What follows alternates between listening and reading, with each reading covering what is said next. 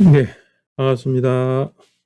오늘 12월 26일 하루 마무리하면서 간단한 이야기하면서 녹화를 해봅니다. 오늘 주제는 음양이 위치한 곳이라는 주제입니다. 이거는 뭐 좀 일반적으로 우리가 많이 들어본 이야기일 수도 있습니다. 이 기본적인 음양에 대한 걸 공부를 하면 항상 요런 내용들이 좀 많이 나오죠. 많이 나오는 구절인데 또 혹시나 또 요런 공부를 조금 안 하신 분들을 위해서 또 제가 약간 설명을 못해서 좀 해보면 또 배우는 입장에서는 또 도움이 되실 것 같아서 제가 한번 영상을 만들어 봅니다. 그 음양이 위치하는 곳에 따라서 어떠한 형태로 나타나느냐 하는 건데, 이게 주가 되는 것은 음양의 움직임이죠. 음양의 움직임인데, 음양의 움직임이라는 것은 결국은 우리가 그 음양의 움직임을 통하여서 뭐가 형성이 되느냐 하면, 목금과 수화라는 이 작용이 있게 되죠. 예. 그래서 우리가 뭐 크게 보면 수와 화를 음과 양이다, 음양이다라고 하지만 실제로 이제 음양이라는 것하고 수화라는 것은 개념은 좀 다르죠. 좀 다릅니다. 그냥 수를 음의 대표하는 것으로 성향을 가장 많이 띠게 되고, 화를 양을 성향을 가장 많이 띠게 되기 때문에 우리가 크게 이야기할 때는 그냥 수화를 음양이라 이렇게 이야기를 하지만, 오행으로 이제 구분하게 되게 되면 수화를 갖다가 오행의 범주 안에서 들어가면 또 이야기가 달라집니다. 그래서 토라는 것을 포함해서 오행이 이루어지는 그 관계에서는 대략 음양이 어떤 자리, 즉 어떤 위치를 가지느냐라는 것에서 보통 결정이 되죠. 이제 오행의 모양을 이 음양의 위치에 따라서 이제 생각을 해보는 거죠. 그래서 오늘은 그 이야기를 잠시 해보는 겁니다. 그래서 간단하면서도 또 뭐 그렇게 어려운 것은 아니니까 여러분들 오늘 저녁 찬찬히 한번 처음 요 내용을 대하는 분들은 한번 생각을 해보시기 바랍니다. 제가 제 유튜브엔 자주 이야기했기 때문에 듣는 분들은 아이고 또 이 이야기인가 이럴 수는 있지만 한번 찬찬히 한번 생각해 봅시다. 우선은 이 구절은 속일이라는 사람이 있는데 오행대입니다. 오행대인데 오행대에는 오행에 대해서 그죠? 이것저것 다 넣어놓은 겁니다. 오행은 대략 이 안에 대략 설명이 다 있다. 이렇게 봐도 됩니다. 그래서 이 책이 뭐지? 이렇게 하시는 분들은 검색을 해 보십시오. 검색을 하면 아주 오래된 책입니다. 아주 오래된 책이고 안에는 오행에 대해서 대충 다 있습니다. 다행히 이게 번역 대유학당에서 번역된 책이 있기 때문에 우리가 편하게 그래도 번역된 내용을 볼 수 있죠, 그죠? 요즘은 뭐 인터넷 치면 또 이런 내용들이 좀 많이 나오니까 어쨌든 우리 공부하려면 이제 이런 책들 조금씩 보는 것들도 재미가 있습니다. 한번 해봅시다. 보통 이제 음양을 위치하는 것을 보는데 음의 향기를 사서 돌아와서 모인 것이 이제 물이 된다라고 수가 된다는 거죠, 그죠? 수라는 것은 음이 이제 모인 것이라고 하는 겁니다. 음이 모인 것인데 어떻게 사아서 향기를 사아서 다시 원위치로 돌아와 이룬 것으로 그것을 수라고 우리는 이야기하는 것이다라는 거죠. 음이 모일 때 이제 어떻게 하느냐 하는 것을 전반적으로 우리가 생각해 보면 이런 거죠. 음이라는 그 음양의 그 특성을 먼저 이야기해야 생각해 봐야 되는데, 양이라는 거하고 음이라는 것은 양은 어쨌든 확산하는 성정이 있죠, 그죠? 음은 모이는 것입니다. 수렴하는 거고. 이 작용이 이제 확산과 수렴이라는 것으로 대변한다 하면 음과 양은 이 두 가지 작용을 통해서 이렇게 좀 특성을 드러내죠. 음양의 특성을 드러내는데 음이 이제 사아서 돌아와서 모이기 때문에 음이라는 것은 수렴하는 성향이 있습니다. 그래서 어떤 것을 수렴을 이렇게 해 나가게 되면 기존에 있던 것들은 이 안으로 모이게 되죠. 요렇게 모입니다. 요 안으로 이렇게 모이게 되죠. 보통 요렇게 모인 게 요게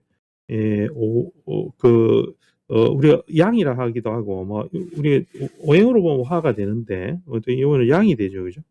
양이 확산했다가 모이는 상태가 되고, 음은 수렴하려는 이 성향 때문에 화를 안으로 압축을 시키는 단계가 발생합니다. 이렇게 전부 다 압축하죠, 그죠?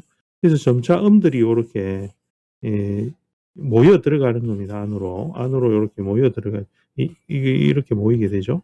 그래서 음들의 특성이 모여서 이루는 것이기 때문에 이렇게 점차 확산하는 작용을 묶어서 안으로 모이는 이게 이제 뭐가 되느냐면 수가 되죠. 그죠? 수라는 오행 중에 하나인 수가 되는 것입니다. 그다음에 반대로 하면 이거와 반대로 되는 것입니다. 그러니까 밖으로 나아가는 기세가 이제 화로는 이 양의 특성이 밖으로 나아가는 거니까 이렇게 되면 이게 그 양이 되죠, 그죠? 양이라는 것으로 이 화가 되고, 화를 이렇게 하게 되면 안이 이제 밖으로 다 나가 버리니까 안이 비어서 이게 이제 요 안에서는 음이 들어차는 형식으로 이렇게 되죠, 그죠? 요런 되니까 이 확산의 작용을 하게 되면 이제 우리가 오행적 관계에서는 화라는 것의 특성을 가장 많이 요렇게 띠게 되는 모양이 바로 요런 형식이 됩니다. 그래서 양의 열기를 쌓아서 돌아와서 모인 것이 화가 되고 이 말이 됩니다. 그래서 물은 비록 즉 이 수라는 이름 모여있는 것은 비록 음의 물건이지만은 이 음이 되겠죠, 그죠? 이 자체는 음이 되는데 이것은 그 안에 양이 있기 때문에 음이 되는 것입니다. 그래서 수라는 것은 그 안에 양을 넣어놓은 상태로 수들이 음이 모여가지고 이렇게 이루어진 것이 물이라는 우리 수라는 것이 되죠, 그죠?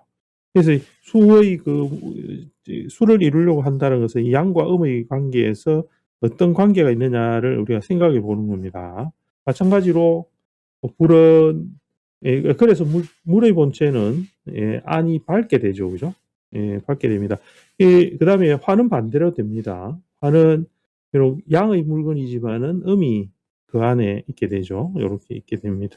그래서 물의 본체는 안이 이제 어둡게, 불의 본체는 화의 존재죠, 그죠? 화는 안이 어둡게 되는 겁니다. 여기가 어둡게 되죠, 그죠? 요거를 가지고서 우리는 식간의 성정이나 특성을 이야기할 때, 이 작용력을 가지고서, 수화의 작용을 가지고서 그 사람의 특성, 그죠? 일간의 특성, 이런 거 이야기할 때는 요 관계를 활용합니다. 그래서 임수라는 것도 어떤 특성은 그 안은 밝다라는 것을 뜻하죠. 그죠? 안은 밝다, 양이 들어있다라고 보게 되고, 병화라는 것은 끝으로는 밝거나 안은 어둡다라는 것이 전제가 되죠. 요게 이제 큰 맥락에서 오행의 그런 작용을 가지고서 성향을 보는 것입니다. 이거는 우리가 통변할 때 응용이 되거든요. 응용을 충분히 할 수 있는 부분이죠. 그래서 수화가 이루어지는 관계가 이제 이런 관계로서 이루어지더라라는 것을 하고, 그 다음에 이제 요 관계에서 목금의 작용력을 또 적어 놨습니다. 거기 보면, 밑에 보면, 목은 이제 소양이 되죠. 이 소양이라는 거는 양이 아직 일어나는 이 작용이 음에서 나오기 때문에 목은 이 수에서 오죠. 수에서 오고 음이라는 작용이 많은 데서 오기 때문에 음이 좀 적은 거예요. 음이 많은 거예요. 음이 많고 아직까지 양은 좀 작습니다. 양이. 그래서 이렇게 올 때는 소양이라는 이름을 붙이죠. 목은. 그렇게. 그래서 금은 반대로 이제 양에서 넘어오기 때문에 그죠? 음이 아직은 좀 적게 됩니다. 그래서 금은 소음이 됩니다. 그래서 이제 여기에서 보면 목이라는 것은 음기운이 여기서부터 이렇게 올라가게 되죠. 올라가서 점차 확산됩니다. 퍼져나가죠, 그죠? 퍼져나가는 음이라는 것이 이제 퍼져나가게 되고, 퍼져나가는 그 확산의 상태가 목이 된다는 것입니다. 그래서 안은 즉 음이 있기 때문에 공하지만 밖에서는 전부 다 화려한 작용을 피워내겠죠, 그죠? 끝으로 확산되기 때문에. 그래서 바깥은 꽃과 잎사귀가 있어서 퍼지고 영화로워 누구나 잘 볼 수 있게 하는 것이 목의 이 작용입니다. 그래서 목들은 자신을 표현할 때 누구든지 잘 볼 수 있게 표현하는 능력이 있습니다. 즉 어떤 것을 수를 보이지 않는 것을 보이게 하는 능력을 목이 가지고 있죠. 그는 음을 뭐하기 위해서 양으로 보내는 작용을 하기 때문에 목이라는 것은 그런 능력을 가지고 있다라는 것을 이야기합니다. 그것은 수라는 것이 점차 밖으로 퍼져나가는 동작을 통하여서 확산하기 때문이죠. 그죠? 그 작용 결국은 화가 이루어지는 작용이 됩니다. 라는 이야기가 되고, 금은 반대로 됩니다. 그 본체가 강하고 예리해서 이제 화들이 이제 모여서 이렇게 내려가게 되겠죠. 축소해서 넘어 수로 가니까, 그죠? 이렇게 됩니다. 그래서 바깥은 살성이 있지만은 안으로 보면 빛나고 밝아서 이 안이 금들은 안이 밝고 비출 수 있게 되어져 있다라는 것은 안에 화를 갖다가 넣어서 간다라는 것을 의미합니다. 그래서 이 목과 금의 성향을 이렇게 표현한 거죠. 그래서 음양이 어떻게 있느냐, 음과 양이 위치하는 것에 따라서 목과 금의 모양을 우리가 유추할 수 있습니다. 수들은 목을 따라서 아래서 밖으로 확산하려고 그다음에 금들은 화들이 모여서 점차 안으로 들어가서 이루려고 하죠. 그래서 이 두 가지 작용을 통해서 목과 금이라는 이 오행이 이루어진다라는 것입니다. 그래서 우리는 볼 때는 금을 볼 때는 얼마나 화가 잘 이루어졌느냐, 화가 잘 이루어져 있느냐를 보는 거고, 그 다음에 화가 잘 이루어질 때, 화가 금을 잘 이룰 때 수라는 작용은 얼마만큼 형성되어서 금이 즉 수라는 것과 수의 방향이죠, 그죠? 이 방향이 되면 수를 이루기 위해서 금이 지금 이렇게 내려오는 거니까 이 수라는 것과 화의 관계가 어느 정도의 조절이 되느냐에 따라서 금의 모양이 우리는 좋다라고 이야기를 하는 거고, 목은 반대겠죠, 그죠? 수라는 것과 화라는 것의 작용이 어느 정도 조화를 이루느냐에 따라서 목의 품질을 이야기한다. 그죠? 목의 상태를 이야기한다. 그게 이제 요 작용에서는 제일 큰 작용력이 전제가 되죠. 오행의 작용력, 그다고 여기서 나누면 목이 가불이 되니까 식간의 어떤 상태나 이런 것들을 볼 때는 그런 것을 봐야 된다 하고, 제가 저번에도 한번 영상을 요런 영상을 유사하게 찍었죠. 자, 그렇게 해서 하는데 토는 이제 뭐냐면 요거를 요 네 가지를, 그죠? 네 가지 요 사행을 포용하게 되죠. 그렇기 때문에 이 토라는 것은 어떨 때는 허하고 비워내고 어떤 것은 가득 채우면서 음양을 비워냈다 채워 넣었다 하면서 상황에 따라서, 왜냐하면 음양이 위치하는 것의 모양을 바꿔주는 거죠. 그죠? 어떨 때는 채워줬다가 어떨 때는 비워줬다가 하면서 이 네 가지 수와 목금의 이 네 덕을 모두 다 포용하면서 가는 것이 바로 토더라. 이렇게 해서 오행대의에는 음양이라는 것과 더불어서 오행을 관계를 이렇게 설명하고 있습니다. 아주 그냥 기본적인 그 관계성이죠, 그죠? 쉽기도 하고 또 생각할 게 많은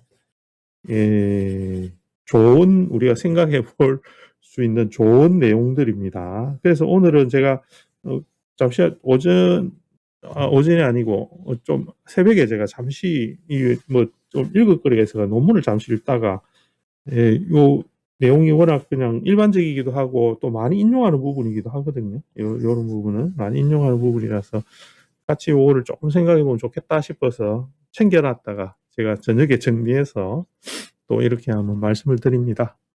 일단 오늘 하루 잘 마무리하시고 또 편안한 저녁 보내시고 또 내일 뵙는 걸로 하겠습니다.